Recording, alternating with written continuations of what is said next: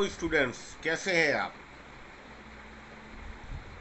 इस वीडियो में मैं आपसे बात करूंगा डिसऑनरिंग ऑफ चेक की।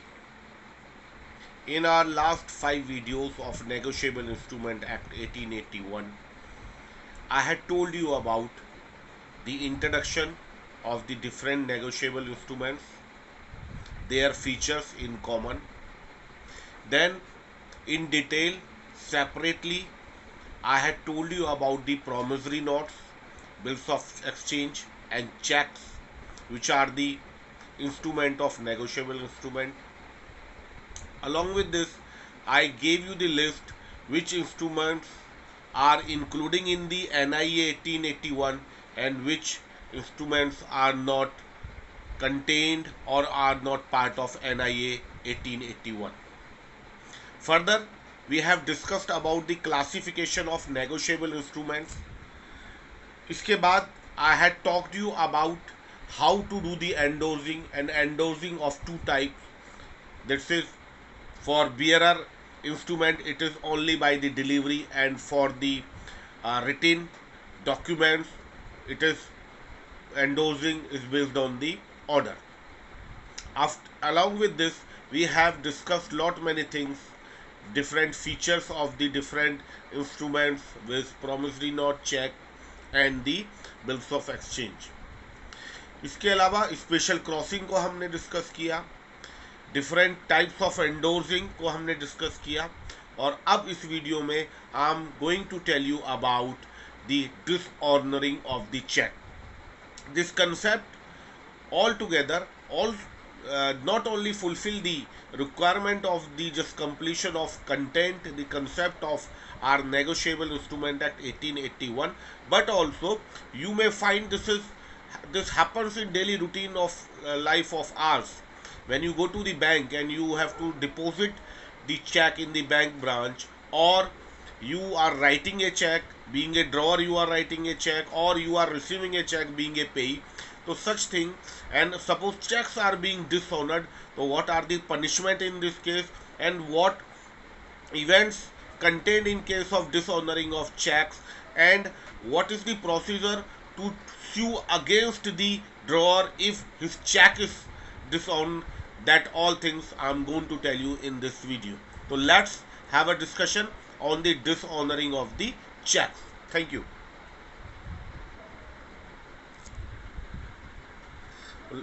We just start. I just start giving you the introduction of this concept. Very first is check dishonoring, जो मैं आपसे बता रहा हूँ. It comes under the section 138 to 148. तो हमारा नेगोशिएबल इंस्ट्रूमेंट एक्ट का जो हमारा सेक्शन 138 to 142 है, it talks about the check dishonoring, section 138 to 142. और चेक डिसऑनरिंग का मतलब क्या है? Returned cheque. See, it is written here returned cheque. Return cheque meaning when a drawee, the drawee is who is the drawee? Drawee is bank. आपको अगर ड्रॉई कौन है, पेई कौन है और ड्रॉअर कौन है, ये कंसेप्ट समझने में प्रॉब्लम है तो आप वो वीडियो देखें और वो पीडीएफ देखें जो मैंने आपको भेजा है. उसमें क्लियरली स्पेसिमेन बनाकर चेक का बताया गया है. तो चेक डिसऑनरिंग केवल चेक के केस में होगी. और ड्रॉई बैंक जो है, जब वो चेक रिटर्न कर देता है पेई को, ड्रॉअर ने एक चेक लिखा, ड्रॉई बैंक के पास गया, पेई ने वो चेक अपने ड्रॉई बैंक में जमा किया, लेकिन बिकॉज ऑफ डिफरेंट रीज़न ये जो ड्रॉई बैंक है वो चेक को वापस कर देता है पेई के पास. तो इसको हम कहते हैं चेक डिसऑनरिंग, चेक डिसओनिंग. और चेक डिसओनिंग के क्या डिफरेंट रीज़न है? ये असल में ऑफेंसिव है, लीगल ऑफेंसिव है, लेकिन all dishonouring of cheque doesn't lead to legal offence. आपके चेक बहुत सारे कारण की वजह से रिटर्न कर सकता है आपका ड्रॉई बैंक पेई को, आपको, अगर आप किसी चेक का पेमेंट लेते हैं. Suppose A is writing a cheque to B for ₹10K, 10,000 rupees. B has got his account in HDFC Bank. then A will be the drawer, HDFC Bank will be drawee and B will be payee. तो जो आपका ये जो B को किसी वजह से ए का लिखा चेक जो ड्रॉई बैंक HDFC वो रिटर्न कर देता है, तो that comes under the dishonouring of the cheque, और ये एक लीगल ऑफेंस है। लेकिन ये लीगल ऑफेंस सभी रिटर्न केसेस में, रिटर्न ऑफ चेक केसेस में नहीं होता। कुछ स्पेसिफिक केस है जिनकी हम अब बात कर लेते हैं। तो देखिए, एक चेक बाउंस होता है, एक डिसऑनरिंग ऑफ चेक होता है, लेकिन असल में चेक बाउंसिंग को भी हम डिसऑनरिंग ऑफ द चेक कहते हैं। और वो कौन सी डिसऑनरिंग ऑफ द चेक या रिटर्निंग ऑफ चेक है जो लीगल ऑफेंस में आती हैं और कौन से नहीं है, उनकी हम यहाँ पर अब आपको बात करते हैं। तो देखिए, सिग्नेचर, नो सिग्नेचर, अगर चेक पर ड्रॉअर के सिग्नेचर नहीं है, अगर जो अमाउंट लिखी है वो वर्ड्स में और न्यूमेरिक्स में अलग अलग है, चेक पर कोई डेट नहीं है, अगर इनवैलिड डेट है, लाइक देखिए इसमें 15 मंथ दिया गया है तो 15 कोई मंथ नहीं होता, और 2025 का चेक दिया गया है जबकि चेक की वैलिडिटी केवल 3 मंथ्स होती है, पहले 6 मंथ होती थी। अब इसको RBI एक्ट में 3 मंथ कर दिया गया है, तो 2025 का चेक कोई आपको 2020 में नहीं देगा, तो ये भी चेक वापस हो जाएगा। इसी तरीके से आप देखिए 32 डेट का आपको अप्रैल मंथ चल रहा है, अप्रैल मंथ का 32 का कोई चेक मिल जाता है ड्रॉअर के द्वारा, तो ये इनवैलिड डेट में होता है और ये चेक भी रिटर्न होकर पेई के पास आ जाता है। इसके अलावा cheque presented after due date, after due date कौन सी होती है, जो आपको अभी हमने बताया 3 मंथ्स का पीरियड होता है, और 3 मंथ्स के बाद अगर पेई उस चेक को डिपॉजिट करेगा अपनी ब्रांच में, ड्रॉई ब्रांच में, तो वह चेक भी पेई के पास रिटर्न हो जाएगा।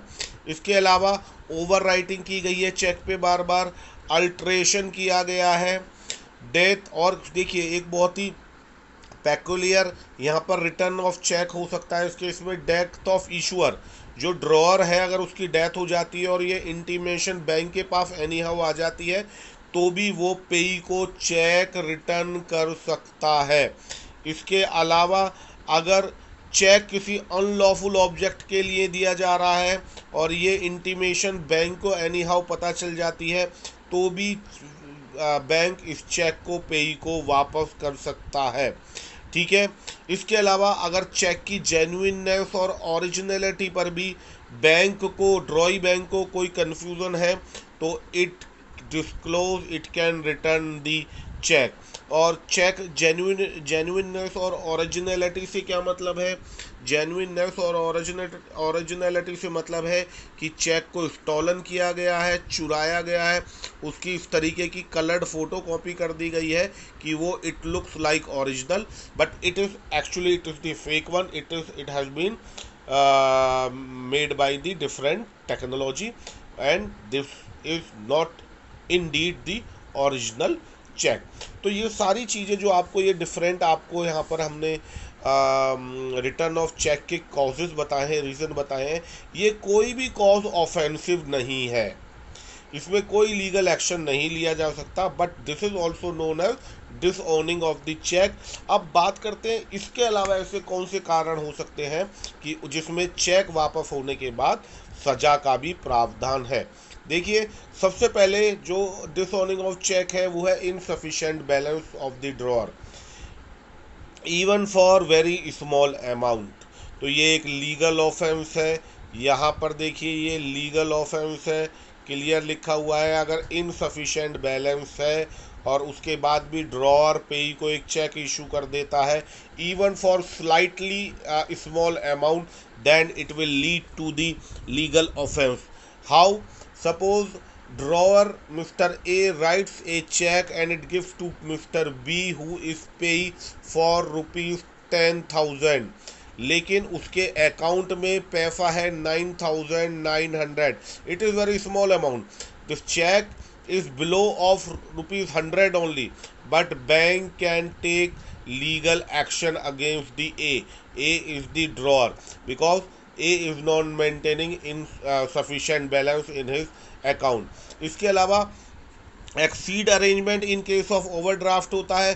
Close of account however drawer issue a cheque to pay B, A ने या बी को एक चेक दे दिया जबकि वही has already closed his account, वो अपना अकाउंट इन्हें ऑलरेडी बंद कर दिया है, उसके बाद भी वो अपना चेक बी को दे रहे हैं, इस तो ये भी लीगल ऑफेंस के अंदर आता है। इसके अलावा एक बहुत ही इम्पोर्टेंट टर्म है that is stop payment. Stop payment को हम काउंटर मंडेटेड पेमेंट भी कहते हैं।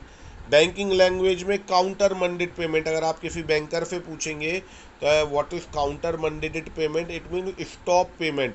जब ड्रॉअर खुद ही किसी चेक के पेमेंट को स्टॉप करा देता है। देखिए यहाँ पर हम पढ़ लेते हैं क्या लिखा हुआ है।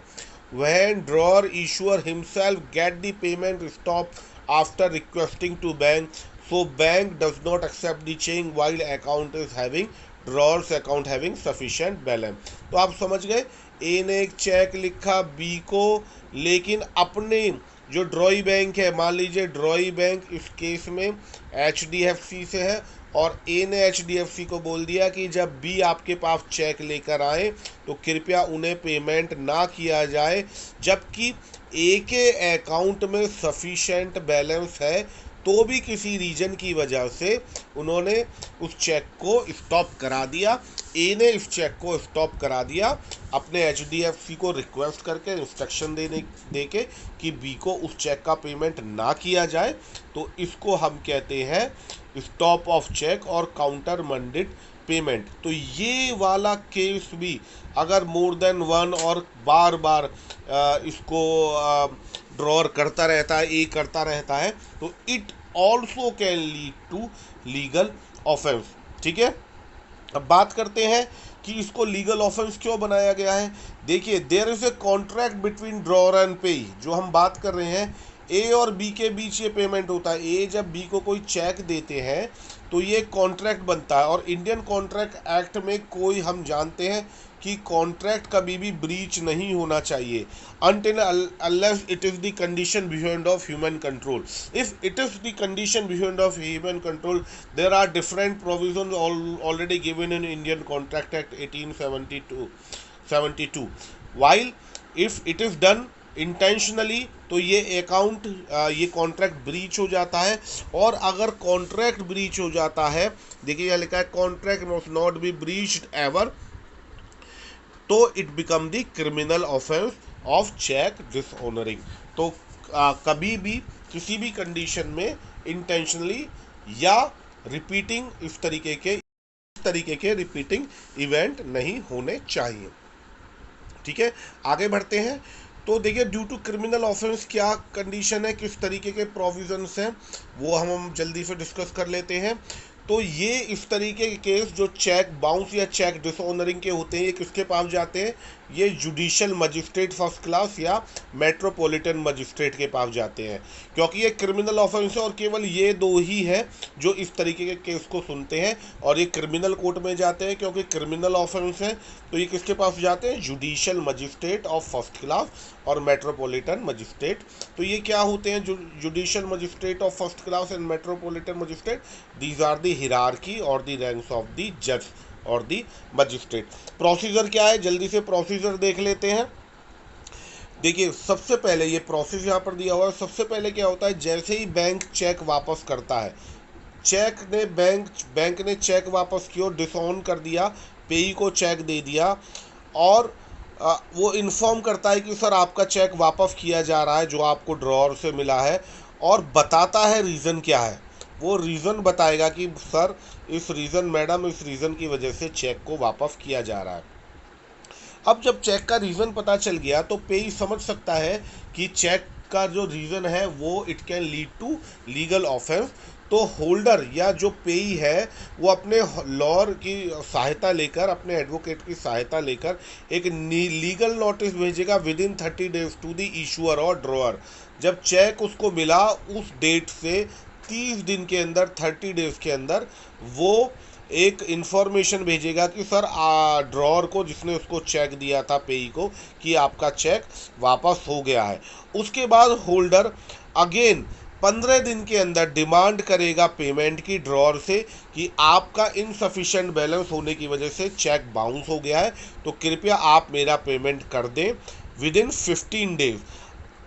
अगर पार्शियल पेमेंट कर देता है ड्रॉअर, मान लीजिए 50,000 का पेमेंट था and he make the payment of 25,000 और make the payment of 40,000 even, तो ये पार्शियल पेमेंट भी डिसऑनरिंग ऑफ चेक में आता है। अगर 50,000 है तो ड्रॉअर मस्ट पेड दी 50,000 और make the provision so that पेई कैन गेट 50,000। ईदर ही पे cash or make such arrangement that the pay can get 50,000 rupees, not less than the 50,000 rupees। तो अब अगर पार्शियल पेमेंट कर दिया जाता है किसके द्वारा, ड्रॉअर के द्वारा, तो भी ये हमारा क्या होता है, ये even if partial payment is done it is dishonouring, ये चेक की डिसऑनरिंग ही होती है। अब 15 दिन के बाद भी अगर पेमेंट ये ड्रॉअर साहब नहीं करते हैं तो क्या होता है, अब ये कोर्ट में जा सकते हैं। होल्डर जो है पेई है वो कोर्ट में जा सकते हैं, लेकिन यहाँ देखिए यहाँ क्लियर लिखा हुआ है with from a bold line, these steps required before filing this you in the court. Court भी कहता है कि आपको ये सारे स्टेप्स करने हैं before coming to the court. अब 16वें दिन से आफ्टर एक्सपायरी ऑफ 15 डेज, अगर 15 दिन के अंदर ड्रॉअर ने पेमेंट नहीं किया तो from 16 day holder can go to the court and file case against the drawer। तो ये आपका प्रोसीजर होता है कोर्ट में जाने का। अब देख लेते हैं पनिशमेंट क्या है। पनिशमेंट क्या होता है ड्रॉअर को, as per amendment in 2018 of the act, it is now the non bailable offence. Banking act में ये अब नॉन बेलेबल ऑफेंस हो गया है। 2 साल तक का इम्प्रिजनमेंट मिल सकता है, plus double amount of cheque value देनी पड़ेगी। In few case it is even the interest has to be given with help of an example we can understand. Say for example if cheque amount is 5 lakh rupees और cheque dishonour हो जाता है तो 2 साल का सजा मिलेगा ड्रॉअर को, प्लस 5 लाख का 10 लाख देना पड़ेगा, प्लस इंटरेस्ट भी देना पड़ सकता है। इट्स प्योरली डिपेंड्स, इंटरेस्ट देना है या नहीं देना है, it's purely depends on the discretion of court. तो ठीक है, तो it is all about the dishonouring of the cheque. अगर कोई क्वेरी है तो आप मुझसे पूछते रहिए। Thank you so much. पढ़िए। If you are facing any problem, send your queries, ask me query, raise your query. I will try to give you answers of your query. Thank you so much.